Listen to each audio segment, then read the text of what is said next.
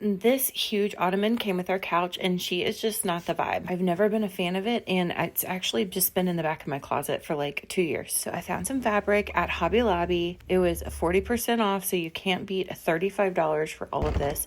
I am going to attempt to DIY covering this ottoman so I just took the legs off and laid the fabric out. It's about 3 yards of fabric, if you're wondering.